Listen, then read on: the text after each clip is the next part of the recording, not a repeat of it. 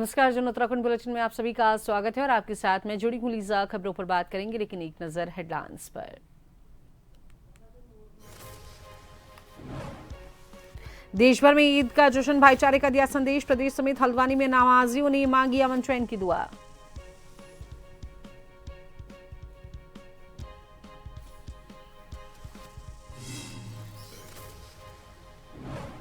उत्तराखंड सरकार के 4 साल होने पर कार्यक्रम। रक्षा मंत्री राजनाथ सिंह हल्द्वानी में बोले, पहाड़ का पानी जवानी यहीं के काम आनी चाहिए। मुख्यमंत्री धामी साधारण नहीं धुरंधर।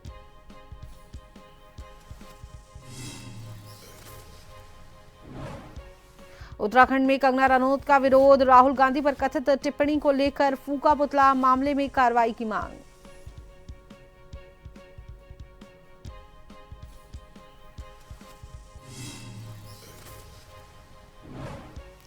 प्रोजेक्ट नंदा सुनंदा लिख रहा सफलता की कहानी। इससे 136 बालिकाएं फिर जुड़ी शिक्षा की मुख्य धारा से। पढ़ाई छोड़ चुकी मासूमों को मिला नया जीवन।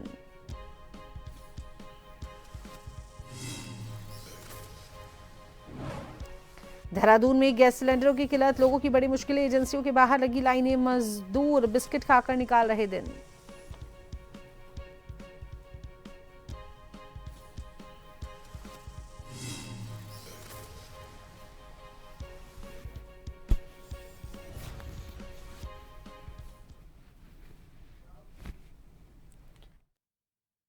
सरकार के 4 साल पूरे होने के मौके पर आयोजित कार्यक्रम में रक्षा मंत्री राजनाथ सिंह ने कहा कि उन्होंने नहीं सोचा था कि उत्तराखंड इतनी तेजी से विकसित होगा। उन्होंने कहा कि पहाड़ का पानी और जवानी अब यहीं के काम आनी चाहिए। रक्षा मंत्री ने मुख्यमंत्री पुष्कर सिंह धामी की तारीफ करते हुए कहा कि वे साधारण नहीं बल्कि धुरंधर हैं। उन्होंने कहा कि धामी के नेतृत्व में प्रदेश ने विकास की नई रफ्तार पकड़ी है और लगातार आगे बढ़ रहा है। वहीं मुख्यमंत्री पुष्कर सिंह धामी ने अपने संबोधन में रक्षा मंत्री का स्वागत करते हुए उन्हें अजात शत्रु बताया।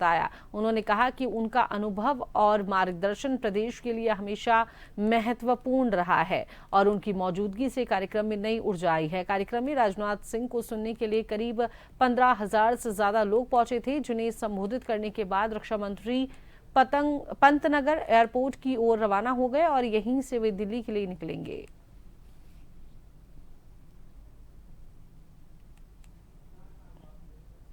यह 4 वर्षों का कार्यकाल यह कोई साधारण कार्यकाल नहीं रहा है।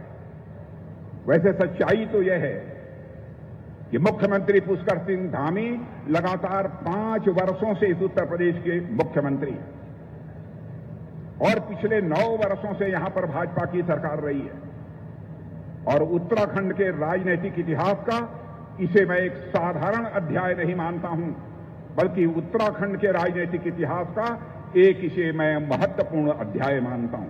उत्तराखंड में यह हमारे संभवतः पुष्कर सिंह धामी 6ठे मुख्यमंत्री हैं। अब जब पुष्कर सिंह धामी उत्तराखंड के 6ठे मुख्यमंत्री बने हैं तो मैं कह सकता हूं कि 4 वर्ष में इन्होंने चौका मारा है, लेकिन 6 वर्ष पूरे होने के बाद उत्तराखंड की राजनीति में छक्का मारने में भी हमारे पुष्कर धामी कामयाब होंगे।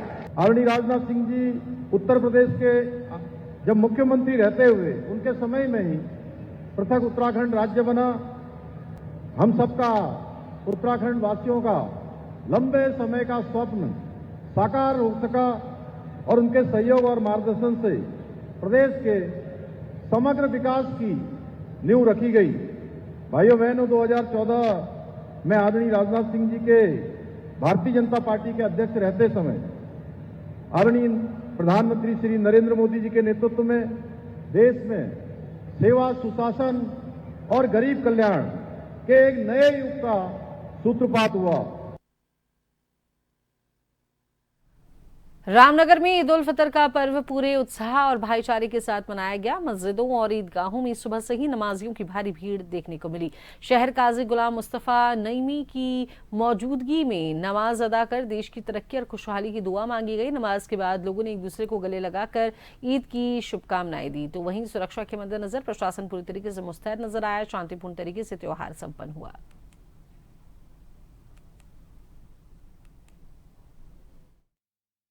का दिन है और चूँकि पूरा महीना मुसलमान अल्लाह की बंदगी और इबादत में रखे होते हैं, तो हमारा मैसेज यही कि जो अच्छी आदतें हमने पूरे महीने में अपनाई हैं वो पूरे साल बाकी रहें और बतौर ख़ास वक्त की पाबंदी और वक्त की कदर करें।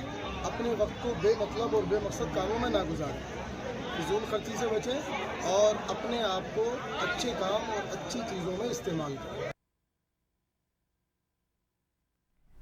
चंपावत जिले में ईद उल फितर का त्यौहार हर्षोल्लास और आपसी भाईचारे के साथ मनाया गया। लोहाघाट, टनकपुर और बनबसा की ईदगाहों में सुबह नमाज अदा की गई। सुरक्षा व्यवस्था को लेकर एसपी रेखा यादव ने खुद मोर्चा संभाला और क्षेत्र का निरीक्षण किया। नमाज के बाद मुस्लिम समुदाय ने एक दूसरे को गले मिलकर मुबारकबाद दी। इमाम अख्तर हुसैन ने मुल्क में अमन, चैन और तरक्की के लिए विशेष दुआ करवाई।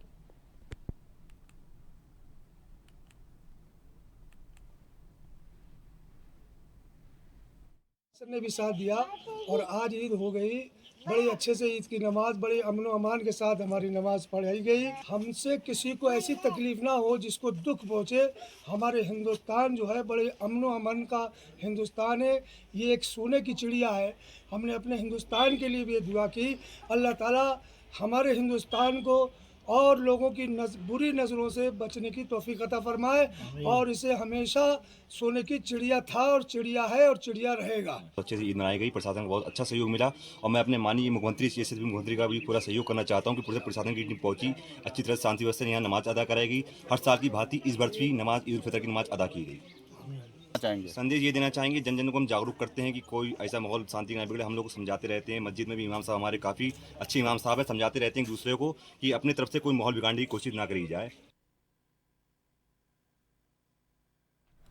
काशीपुर की ईदगाह मैदान में ईद उल फितर की नमाज पूरी अकीदत के साथ अदा की गई। शहर इमाम कारी मुनाजिर हुसैन ने हजारों नमाजियों को नमाज अदा करवाई और इस दौरान देश में शांति, भाईचारा और खुशहाली की सामूहिक दुआ मांगी गई।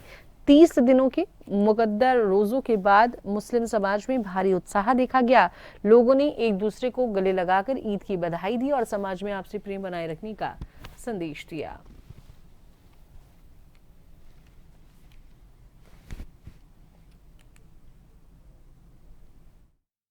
भैया आज हमने उसके बाद आज हमारा यह ईद का पैगाम है, ईद की नमाज पढ़ना है। ये हिंदू मुस्लिम भाईचारे का प्रतीक है। आज बहुत बढ़िया लग रहा है ईदगाह पाकर।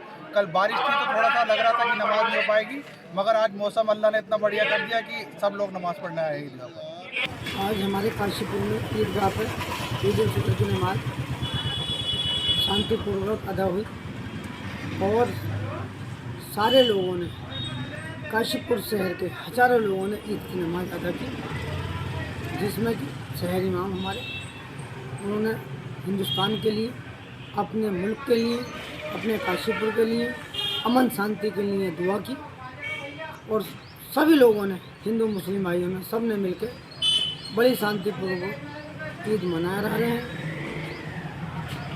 इस काशीपुर का इतिहास रहा है, भाईचारा यहाँ बना रहा है। रुड़की में ईद उल फितर का भरपूर उत्साह और भाईचारे के साथ मनाया गया। नगर की मुख्य ईदगाह में हजारों अकीदतमंदों ने एक साथ नमाज अदा कर देश में अमन चैन की दुआ मांगी। इस दौरान गंगा जमनी तहजीब की मिसाल देखने को मिली, जहां कांग्रेस नेता एडवोकेट महिपाल सिंह नमाजियों पर पुष्प वर्षा कर उनका स्वागत करते नजर आए और उन्होंने मिठाइयां भी बांटी। प्रशासन ने सुरक्षा के पुख्ता इंतजाम किए थे और ड्रोन कैमरों से पूरे क्षेत्र की निगरानी लगातार की जा रही थी।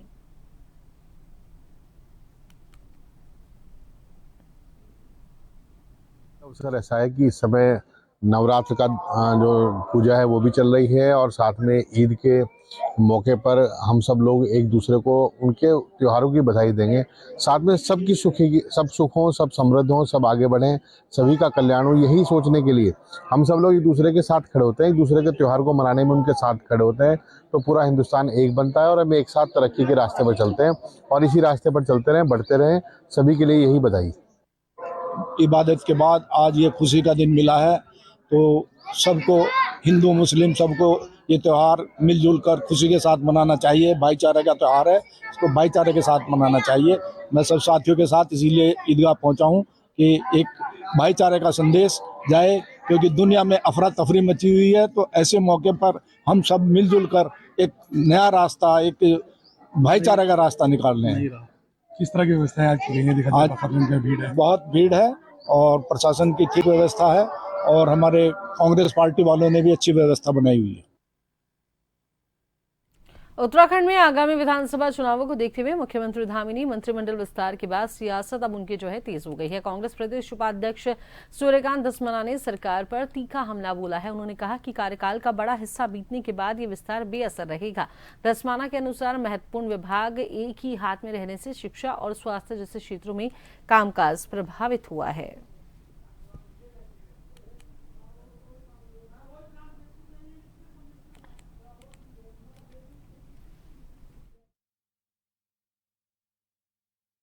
के कार्यकाल का बड़ा हिस्सा निकल चुका है। 4 साल निकल चुके हैं। 8-10 महीने बाद चुनाव होने हैं विधानसभा के, आचार संहिता लग जाएगी। अब काम करने की गुंजाइश कहाँ है? 7-8 महीने में कोई मंत्री कैसे परफॉर्म करेगा? राज्य में एक मिनिस्टर के पास इतने इंपॉर्टेंट विभाग, प्राथमिक शिक्षा से लेकर के माध्यमिक शिक्षा से लेकर के उच्च शिक्षा से लेकर के स्वास्थ्य से लेकर के सहकारिता, जितने बड़े विभाग जिसका एक मंत्री होता था वो एक ही मिनिस्टर के पास है। इसलिए स्वास्थ्य की हालत पूरे प्रदेश के अंदर खराब, सहकारिता में तमाम घोटाले। इसी प्रकार से आप देख लें मुख्यमंत्री जी के पास कितने सारे विभाग थे, खनन से लेकर के नगर विकास से लेकर के वित्त से लेकर के तमाम विभाग जो बड़े थे जिन पे काम होते हैं वो माननीय मुख्यमंत्री जी के पास थे, इसलिए वो भी सफर हो गए।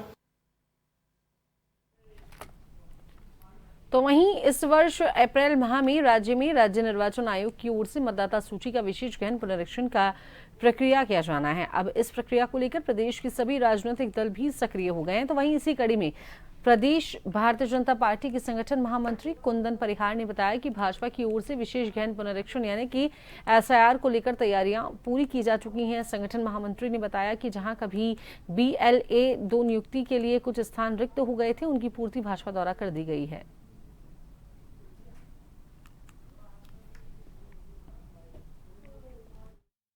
हमारी तैयारियां पहले से चल रही है और हम समझते हैं कि हमारे इस बीच जहां किसी कारणों से हमारे BLA 2 में थोड़ी कमी आई थी, हमने उसकी रिक्तता को पूर्ति कर दी है और कुछ ही दिनों के पश्चात हम लोग अपने सारे के सारे जो है BLA 2 बना लेंगे और जो भी इसमें गाइडलाइन राज्य चुनाव आयोग की आएगी उसके अनुसार हम लोग और हमारे कार्यकर्ता BLA 1 हो, BLA 2 हो या हमारे अन्य कार्यकर्ता हो, उनको सहयोग प्रदान करेंगे और जो भी SIR की प्रक्रिया होगी उसका पालन करेंगे। देहरादून जिले में बालिकाओं को शिक्षा की मुख्यधारा से जोड़ने के लिए प्रोजेक्ट नंदा सुनंदा सफलता की नई इबारत लिख रहा है। जिलाधिकारी समित बंसल की पहल पर जिले की ऐसी 136 बालिकाओं को चिन्हित किया गया है जिन्होंने पारिवारिक परिस्थितियों या आर्थिक तंगी के कारण पढ़ाई छोड़ दी थी। प्रशासन ने सख्त SOP के जरिए पारदर्शिता सुनिश्चित की है, जिसमें टीमें खुद घर जाकर सत्यापन कर रही हैं। CSR के माध्यम से संसाधन जुटाकर सीधे ICDS विभाग को सौंपे जा रहे हैं ताकि प्राइमरी से लेकर उच्च शिक्षा तक बेटियों का भविष्य सुरक्षित हो सके।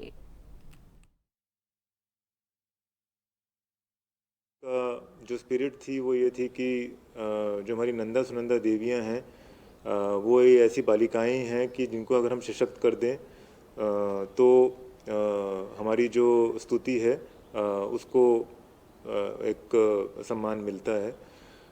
इस तरह से ये आज हमारा 14th संस्करण था जिसमें आज हम अगर एडअप करें तो हमारी 136 ऐसी बालिकाएं जनपद में अपनी पढ़ाई रिज्यूम कर चुकी हैं और वो अपनी professional courses, primary, secondary, graduation उसमें अपनी कंटिन्यूटी मेंटेन कर चुकी हैं। तो चलिए इस बीच वक्त तो चला है एक छोटे से ब्रेक का।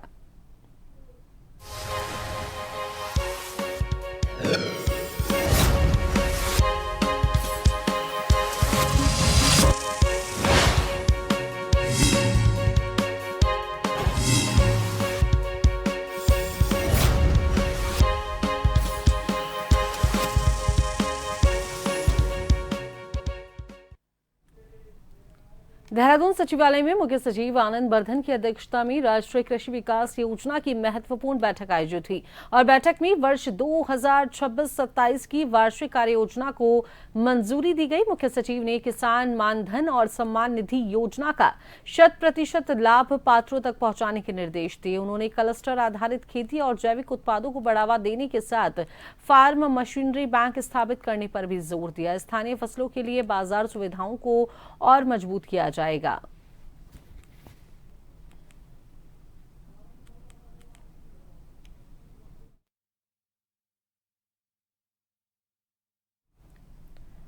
हाल ही में राजनीतिक बयानबाजी को लेकर उत्तराखंड की सियासत में एक नया विवाद सामने आया है। कांग्रेस सेवा दल के कार्यकर्ताओं ने कंगना रनौत के खिलाफ जोरदार प्रदर्शन करते हुए उनका पुतला दहन किया। ये विरोध उस कथित टिप्पणी को लेकर किया गया जिसमें उन्होंने राहुल गांधी पर आपत्तिजनक शब्दों का इस्तेमाल किया था। प्रदर्शन के दौरान कार्यकर्ताओं में काफी आक्रोश देखने को मिला और उन्होंने कंगना रनौत के खिलाफ नारेबाजी करते हुए उनके बयान को अस्वीकार्य बताया। इस दौरान कांग्रेस सेवा दल के उपाध्यक्ष मनमोहन शर्मा ने मीडिया से बातचीत में कहा कि सार्वजनिक जीवन में रहने वाले व्यक्तियों को अपनी भाषा और मर्यादा का विशेष ध्यान रखना चाहिए।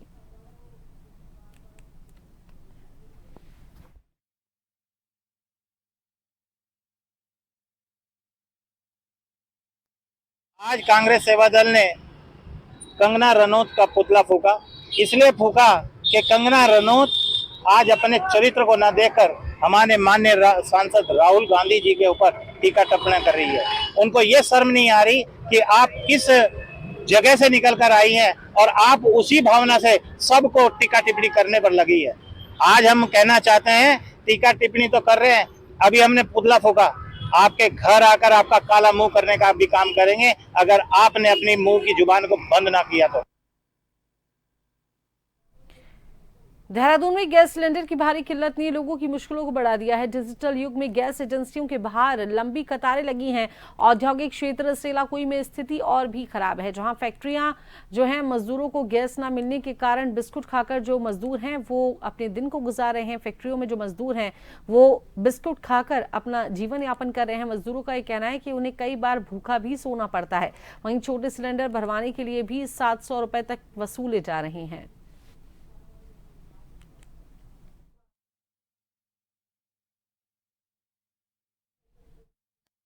10 दिन से गैस खत्म हो गई है। मैं इधर उधर गया भी दुकानों पे, पहली तो बात कि गैस कहीं मिली ही नहीं है। अगर एक आधी दुकान पे मिली भी है कहीं तो प्राइस उन्होंने इतना बढ़ा रखा है कि वो 400-500 रुपए किलो का रेट बता रहे हैं। दूसरे, खाना में इधर उधर खाया, 2-4 दिन तो इधर उधर खाया, कभी मकान मालिक के यहाँ बनवा लिया, कभी दूध गर्म करके पी लिया, ऐसे ही सो गया। दिन दान में जो है कैंटीन से खा लिया या इधर उधर कुछ फल फूल लेकर खा लिया, ऐसे समय गुजार रहा हूँ। रात को कभी कभी भूखा भी सोना पड़ रहा है।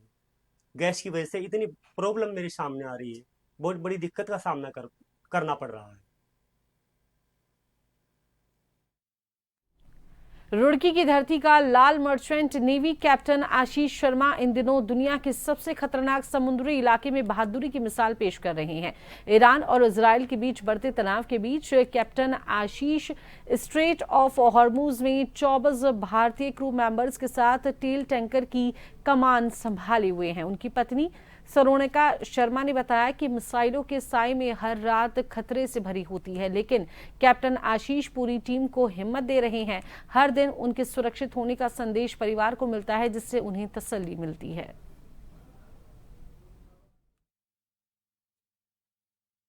जो हस्बैंड है आशीष शर्मा, वो मर्चेंट नेवी में कैप्टन है और वो दुबई के रूट पे ही रहते हैं और क्रूड ऑयल के शिप पर ही वो वर्क करते हैं। तो उनका जो शिप है वो इस समय हार्मुज स्ट्रेट के बहुत पास में स्टक है और ये आज का नहीं लगभग 20 से 22 दिन इस युद्ध की परिस्थिति हो चुकी है। देखिए भैया, बातचीत क्या है कि पहले तो फिर भी रेगुलर बातचीत हो रही थी, पर वहां पे जैमर लग गई है और सुरक्षा की दृष्टि से भी ना जहाज को इंटरनेट से थोड़ा सा मतलब कम कर रखा है। तो वो सैटेलाइट से कनेक्ट करते हैं तो उनका मेरे पास मैसेज आता है, all okay, all is well. थोड़ा सा ये भैया डेंजरस सिचुएशन है क्योंकि सारी मिसाइलें जहाजों के ऊपर से ही जा रही हैं। तो उसमें क्या है कि जो मिसाइल को इंटरसेप्ट कर रहे हैं ना, उसका मलबा गिर रहा है। तो और सब क्योंकि क्रूड ऑयल से भरी ये जहाज है, तो मतलब स्थिति बहुत बड़ी रिस्की हो रखी है। और मर्चेंट नेवी को भी ना टारगेट करा जा रहा है। अब उसके जो टैंकर्स हैं उनको मतलब प्रॉपर टारगेट करके उड़ा रहे हैं, तो वो थोड़ा गलत है।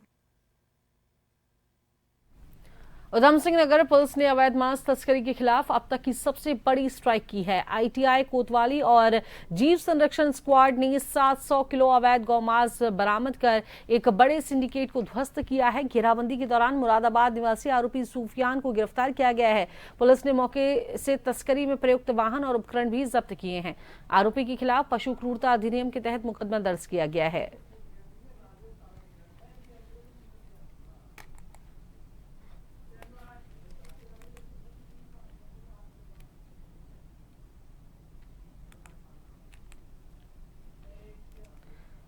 भू बैकुंठ श्री बद्रीनाथ धाम में कपाट खुलने से पहले प्रकृति का अलौकिक नजारा देखने को मिल रहा है। धाम में करीब 2 फीट ऊंची बर्फ की चादर बिछ गई है, जिससे चारों ओर का दृश्य बेहद मनमोहक हो गया है। लगातार हो रही बर्फबारी से निचले इलाकों में भी कड़ाके की ठंड बढ़ गई है। बता दें कि 23 अप्रैल को सुबह 6:15 पर धाम के कपाट श्रद्धालुओं के लिए खोले जाएंगे।